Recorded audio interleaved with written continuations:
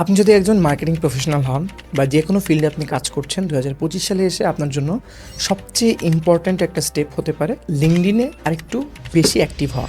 আজকের এই ভিডিওটা আপনি যদি পুরোটা দেখেন আমি আপনাকে এক্সপ্লেন করবো যে আমার লাইফে আমি খুব বড় লেভেলের কোনো সাকসেসফুল মানুষ না, কিন্তু যখন ইভেন আমি একদমই একটা নর্মাল 20,000 টাকার চাকরি করতাম এমন টাইমেও আমি কীভাবে করে নিজের কয়েকটা জিনিসে আমি খুব ফোকাস করেছি, যেটা আমাকে মনে হয় আমার পিয়ার্সদের থেকে কিছুটা আমাকে আগাতে হেল্প করেছে।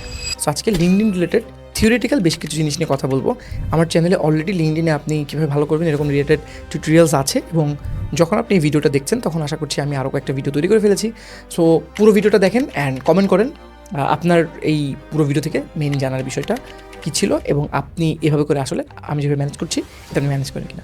ওকে, first of all the theory. LinkedIn একটা প্রফেশনাল প্ল্যাটফর্ম। এখানে আপনি কী করতে পারেন, একটা ক্রিয়েট করতে পারেন প্রোফাইল। ক্রিয়েট করে আপনি যেই ফিল্ডে কাজ করতে চাচ্ছেন সেই ফিল্ডে আপনার নলেজ, আপনার এক্সপিরিয়েন্স, আপনি কী করছেন, আপনি কী করতে পারেন, আপনি কী জিনিস লাইক করেন, কী জিনিস লাইক করেন না, কার কাছ থেকে রেকমেন্ডেশন নেবেন, কে আপনাকে ভালো বলছে খারাপ বলছে, সব কিছু লিঙ্কডইনে শোকেস করতে পারেন। একটা সময় ছিল যখন একটা কম্পিউটারের কাজগুলো করে, আমরা একটা দোকানে যাবেন যে 50 টাকা দিলে তারা আপনাকে একটা আব্বুর নাম, আম্মুর নাম, 14 গোষ্ঠীতে কী কী করছে, আপনি আনম্যারিড কিনা, আপনার রক্তের গ্রুপ কি, এই সব মিলে একটা বায়োডাটা, সিভি এবং রেজুমে সব কিছুর একটা মানে একদম জগা খিচুড়ি টাইপের একটা জিনিস আপনাকে দিবে, বিকজ তারা এক্সপার্ট না সিভি রাইটিংয়ে। ওটা নিয়ে যখন আপনি অ্যাপ্লাই করতেন তখন হয়তো কিছু কিছু জায়গায় কাজ করতো, কিছু কিছু জায়গায় করতো না। এখন যেহেতু কম্পিটিশন অনেক বেশি, আমাদের বাংলাদেশের একটা বড় পোর্শন কিন্তু ইউথ, এর মানে অনেক ধরনের জবের প্রয়োজন, কিন্তু জব কিন্তু মার্কেটে ওই লেভেলের নাই। থাকলেও দে আর লুকিং ফর পিপল যারা ওই ভেড়ার চালের মতো, ডোন্ট গেট মি রং, ভেড়ার চাল মানে আমি ম্যাসিভ ভিড়ের কথা বলছি, ওই ভিড়ের থেকে একটু এক্সেপশনাল কিছু করছে। ইন দ্যাট কেস লিঙ্কডইন প্রোফাইলটা এখন সবাই দেখে। যেমন আমি রিসেন্টলি একটা পোস্ট দিয়েছিলাম, ভিএ দরকার আমার, ভার্চুয়াল অ্যাসিস্ট্যান্ট। ওখানে অনেক আমি অ্যাপ্লিকেন্ট পেয়েছি, 150। যেহেতু আমার চ্যানেলে এখন মোটামুটি 10,000 মতো সাবস্ক্রাইবার হয়েছে, এবং আমাকে ফেসবুক মিলে অনেক মানুষ মোটামুটি দেখে, যারা মানে প্রফেশনাল মানুষরা দেখে। অনেক মানুষ কাজ করতে চেয়েছে, কিন্তু আমি সর্ট করেছি কী করে জানেন? আমার তো বেশি টাইম নাই, আমি দেখেছি কারা কারা লিঙ্কডইন প্রোফাইল ওখানে আছে, কে কে লিঙ্কডইনে পোস্ট করছে। কারণ আমার পোস্টটাই ছিল যে আমাকে হেল্প করবে কন্টেন্ট রাইটিংয়ে। সে যদি নিজের জন্যই কাজটা না করে তাহলে তো হইল না। সো প্রথম স্টেপ লিঙ্কডইনে ভালো করার, get a very good headshot. আপনি যদি আমার এই মানে এখান থেকে আমার যদি ইউটিউব চ্যানেলের ছবিটা দেখেন, এক্স্যাক্টলি দ্যাট সেম মানে picture is in my LinkedIn. একটা প্রফেশনাল স্টুডিওতে আমি যেখানে কাজ করছি এখানে থাকা, এবং আমার লাইটিংটা ভালো, অ্যাম্বিয়েন্সটা ভালো, আমি মোটামুটি একটা হাসি মুখে ছবি তুলেছি। হ্যাঁ, এখন আপনার এত কিছু করতে হবে না। আপনি একটা ন্যানো বেনানাতে প্রপার একটা টিউটোরিয়াল দেখে 5 মিনিটের মধ্যে আপনার কয়েকটা ছবি ফিট করিয়ে একটা সুন্দর স্যুট পরা ছবি বানিয়ে ফেলতে পারবেন। That's the first step. আপনি বিশ্বাস করেন কি না করেন, এখনকার যুগের মানুষ দেখতে নারী তার চলন দেখা। মানে আপনাকে যদি দেখে তার কারো ভালো না লাগে, কেউ আপনার সাথে কাজ করতে ইন্টারেস্টেড ফিল করবে না। সে তো আপনাকে বলবে না, বলবে যে না স্কিলই সব কিছু, বাট ইট ওয়ার্কস। স্পেশালি যদি আপনি সেলস টাইপের কাজে থাকেন, আপনি ব্র্যান্ডিং টাইপের কাজে থাকেন, এটা তো আসলে ভয়াবহ লেভেলের আপনাকে প্যারা দিবে এটার জন্য। আমি নাম বলবো না, আমি একটা কোম্পানিতে কাজ করতাম, অ্যান্ড আমার যে সুপারভাইজার ছিল ওই টাইমে, আমি এমনভাবে বলবো যেন কেউ বুঝতাম আমি কার কথা বলছি, কারণ আমার অনেক পরিচিত মানুষরা আমার ভিডিওগুলো দেখে। সো আমরা একটা সেলস টাইপের রোলের জন্য হায়ার করছিলাম, অ্যান্ড আমি ইন্টারভিউগুলো নিচ্ছিলাম। আমি ছিলাম এবং আমার সঙ্গে আরেকজন ছিল, অ্যান্ড ভিডিও কলে ইন্টারভিউগুলো হচ্ছিল, অ্যান্ড আমার ক্যামেরা অফ ছিল, অ্যান্ড আমার পেছনে উনি দাঁড়িয়েছিল। সো সিভি তিনি কীভাবে বাছাই করতো, সিভিগুলো সব প্রিন্ট করা থাকতো, এটা বাদ, এটা বাদ, না একে মিটিংয়ে পাঠালে বিপদে পড়বে, কালো বেশি, sorry but that was the reality, মনে হয় মাখায় ফেলবে, বাদ, এ বাদ, আচ্ছা এটাকে রাখো, এটাকে রাখো, এটাকে রাখো, বলো এই 7 জনের ইন্টারভিউ নাও। 7 জনের 7 জনই দেখতে অনেক ভালো ছিল। এটা খুবই ডিসক্রিমিনেটিং লাগতেছে, বাট রোলটা ছিল সেলসের কাজ, মানুষের সাথে র্যাপোর্ট বিল্ড করতে হবে। সো আসতে এসে নিয়ে আমার সাথে ভিডিও কলে, এটা একটা ফিমেল ছিল, অ্যান্ড সঙ্গে সঙ্গে উনি বলছে ছবিতে একরকম, সামনাসামনি একরকম না, ইনি বাদ। সো আমি বলতেছি এটা জাস্ট একটা সেলসের জবের কারণে, বাট এমনি যদি আপনি নর্মাল জবের কথাও চিন্তা করেন, নর্মাল অনেক জব আছে যেখানে আপনার যদি প্রোফাইল পিকচারটা দেখে মনে হয় যে আসলে আপনি মনে হয় কনফিডেন্ট এনাফ না, আপনি মনে হয় কেপেবল না, তাহলে কিন্তু আপনাকে একটা বাংলাদেশি বা যে কোনো একটা প্রফেশনাল প্ল্যাটফর্মে আপনাকে যদি প্রফেশনাল না মনে হয়, যে আপনি বুঝেন the value of a good profile picture, তাহলে কিন্তু মানুষ আপনাকে কী করবে না। আপনি যেই কারণে যেটা করছেন, পার্সোনাল ব্র্যান্ডিং করছেন বা আপনি নিজেকে তুলে ধরার চেষ্টা করছেন অ্যাজ আ প্রফেশনাল, এটা কিন্তু হবে না, প্রথম কথা। সেকেন্ড ইম্পর্টেন্ট পয়েন্ট হচ্ছে আপনার কিওয়ার্ডস। দেয়ার আর সাম কিওয়ার্ডস যেটার কারণে আপনাকে, বা প্রবলি দ্য সবচেয়ে ইম্পর্টেন্ট জিনিস, আমার সাথে রিসেন্টলি আমার একটা ফ্রেন্ডের কথা হচ্ছিল, সে এনজিওতে জব করেছে, সে সোশ্যাল মিডিয়া রিলেটেড জব করেছে, এখন সে একটা ব্যাংকে আছে, এবং সে রাজশাহী ইউনিভার্সিটি থেকে আইআরএ পড়েছে। তো আমি ওকে বলছিলাম যে আসলে এমন যদি হয় যে তোর ব্যাকগ্রাউন্ডে এইগুলো আছে, তোর ব্যাকগ্রাউন্ডে এই জিনিসগুলো আছে যে তুই এখানে এখানে কাজ করেছিস, কিন্তু এখন তুই পার্সু করছিস এনজিওতে because you like development sector and তুই মাল্টিপল জায়গার এক্সপিরিয়েন্স নিয়ে তুই এখন ফাইনালি এখানে স্পিক করছিস। That could be a great story, right?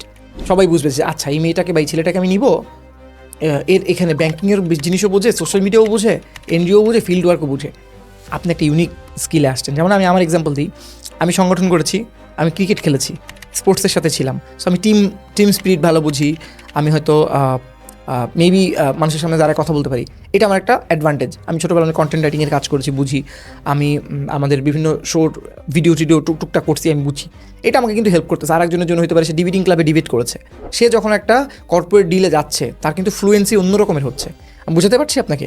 তখন যখন কেউ জানবে যে একজন শুধু সারা জীবন গ্র্যাজুয়েশন করে জবে ঢুকতেছে ভার্সেস সামওয়ান যে ডিবেটিং ক্লাব করেছে বা যে আগে 2টা ফিল্ডে কাজ করে এখানে আসছে, আর কিন্তু ভ্যালুটা অনেক বেশি, আনডাউটেবলি বেশি। আপনি নিজে চিন্তা করেন আপনি কী করতেন। সো আমি ওকে তখন এই জন্য বলতাম যে তোর এই যে এক্সপিরিয়েন্সগুলো আছে, এখন যদি তুই এনজিও সেক্টরে সুইচ করতে চাস, এটা ভালো স্টোরি।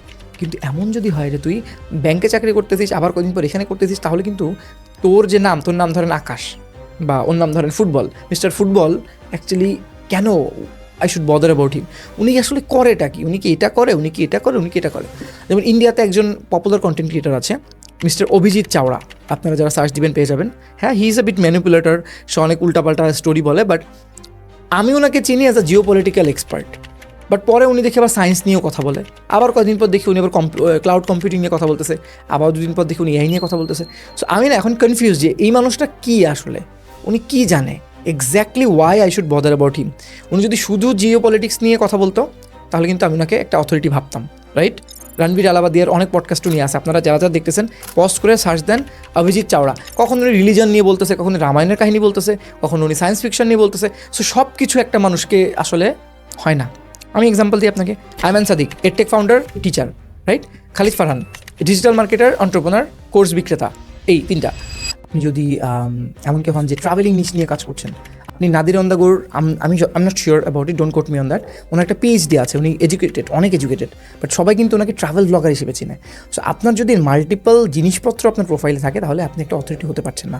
সো লিঙ্কডইন যেহেতু আপনি ইউজ করছেন অ্যাজ আ প্রফেশনাল, আপনাকে প্রথমে হেডলাইনটা ওইভাবে লিখতে হবে, ডিসক্রিপশনটা ওইভাবে লিখতে হবে যেটা আপনার কাজের সবচেয়ে বড় হাইলাইটটা ওখানে দিচ্ছে।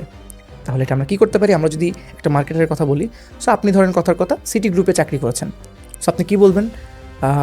Marketer with 3+ years of experience working for one of the largest FMCG company of Bangladesh, generated over এত মিলিয়ন রেভিনিউজ, বা আপনি যেটা করেছেন সেটা বলবেন, did this launch this product, এরকম একটা ডিসক্রিপশন লিখবেন যেখানে কিছু কিওয়ার্ড থাকবে আপনার প্রোফাইলে। এটা বেশিরভাগ মানুষ করে না।